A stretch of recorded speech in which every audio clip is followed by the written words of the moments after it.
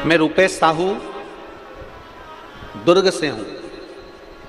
मेरे पिता पुनीत राम साहू कहीं बैठे हैं, रुपेश जी साहू कहीं बैठे हो तो हाथ हिलाइए। आप ही हैं रुपेश जी?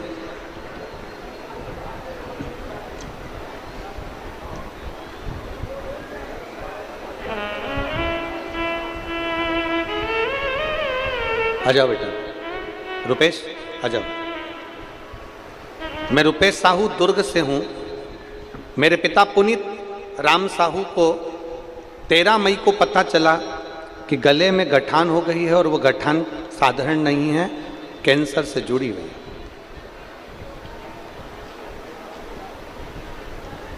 जब हमने जैसे ही सुना कि गले की गठान है और वो कैंसर से लक्षण से जुड़ी हुई है, तब हमें एकदम बड़ा शौक लगा गुरुजी, क्योंकि आज से 10 साल पहले मेरी मम्मी, मेरी माँ भी इसी कैंसर की बीमारी में गुजर गई थी।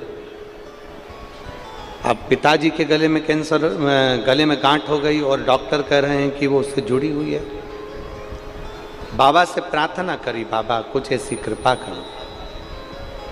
गुरुदेव, मैं शिव महापुराण की कथा नहीं सुनता था और ना कभी मंदिर की ओर में अग्रसर था, पर आपकी कथा जिन जिन ने सुन रखी है ना, वो सब कहते हैं कि एक लोटा जल सारी समस्या का हल। पर मेरा विश्वास कैसे जागृत हो गुरुदेव?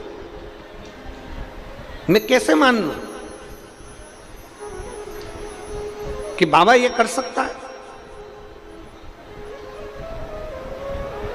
गुरुदेव, जब मन में संशय तो था, परंतु अपने माँ को खो चुका था तो पिता ना खो जाएं, इसलिए मैं पिताजी को जैसे ही गले में गांठ और बताया कि कैंसर लक्षण है, वैसे ही मैंने शंकर पे जल चढ़ाकर अपने पिताजी को देना चालू करा।